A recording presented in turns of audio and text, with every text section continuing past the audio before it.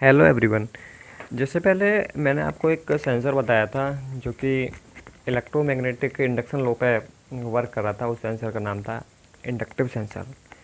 तो मैंने आपको बता दिया था वहाँ पे कि इलेक्ट्रोमैग्नेटिक इंडक्शन लो क्या होता है, बट इसका हम डिटेल जानकारी हम इस वीडियो के माध्यम से आपको बताएंगे।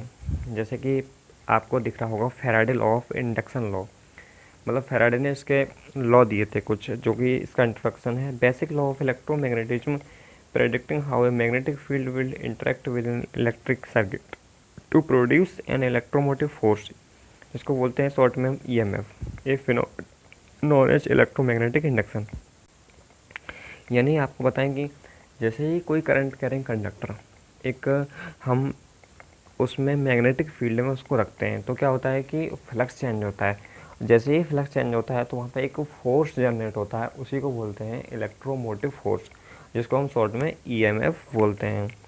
अब जो इसका जो आविष्कार किया गया था, माइकल फैराडे ने इसका आविष्कार किया था, जो कि 1831 ईस्वी में इसका आविष्कार किया गया था। और इसका जो आविष्कार हुआ था लंदन में हुआ था।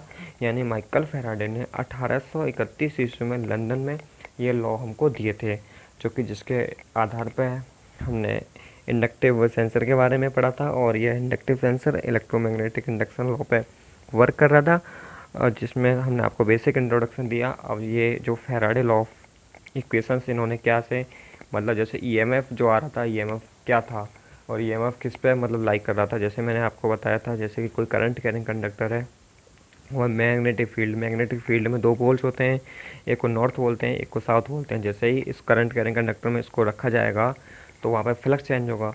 जैसे ही फ्लक्स चेंज हो जाएगा तो वहाँ पे क्या होगा, एक ईएमएफ जनरेट हो जाएगा। उसी ईएमएफ को हम इलेक्ट्रोमोटिव फोर्स बोलते हैं।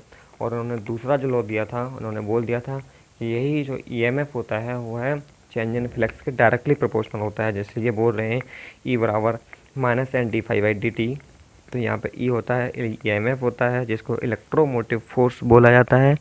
एंड एन जो होता है number of turns of the coils, मतलब कॉइल्स इस जो कॉइल्स में कितने टर्न हैं। और D phi by D T होता है instantaneous change of magnetic flux with time, मतलब यह उसमें फ्लक्स में कितना परिवर्तन हुआ टाइम के साथ, वही d phi by D t है। अब हम आपको बताएंगे इसका जो माइनस का जो एन है वो क्या है। माइनस का एन यहाँ पर लेंज लॉ को दर्शाता है। लेंज लॉ होता है जैसे ही ईएमएफ जनरेट हो रहा था और इसमें करंट बन रही थी, ईएमएफ जनरेट हो गया तो करंट भी आएगी, तो वही करंट जो होती है इसका इसी का ही विरोध करती है, इसलिए इसको हम लेंज लॉ बोलते हैं। अब हम बात करेंगे इसके Faraday law of electromagnetic inductions की। Whenever a conductor is placed in a varying magnetic field, an electromotive force is induced.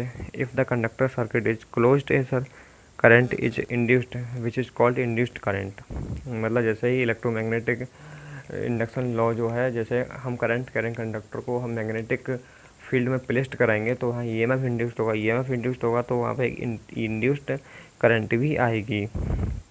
और इनका सेकंड लॉ था in the flux linkage in the product of the number of turns in the coil and the flux associated with the coil.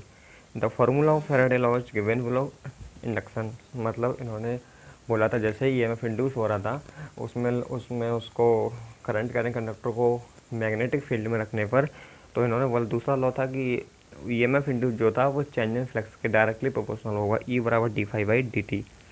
और आशा करता हूँ कि आपको बहुत अच्छे से ये जो लॉ हैं आपको समझ में आए होंगे, जिसके आधार पर हमारा एक इंडक्टिव सेंसर वर्क किया, कैसे वर्क किया, इसके क्या क्या उपयोग थे, वो हम आपको इससे पिछली वीडियो में आपको बता चुके हैं। और इसमें इलेक्ट्रोमैग्नेटिक इंडक्शंस लॉ भी मैंने आपको दो लॉ बताए हैं, जो कि इनका फार्मूला होता है ई बराबर N minus N d phi by D t, जहाँ पर ई होता है electromotive force and minus N होता है, यहाँ पे एन जो होता है वह नंबर ऑफ कॉइल्स होता है, नंबर ऑफ टर्न होता है in the coils.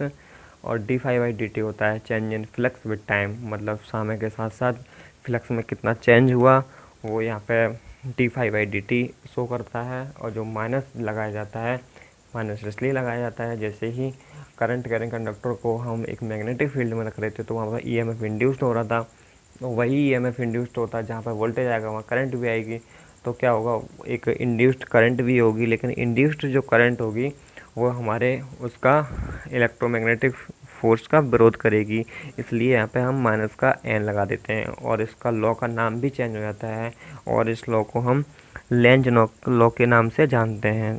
Thanks for watching this video.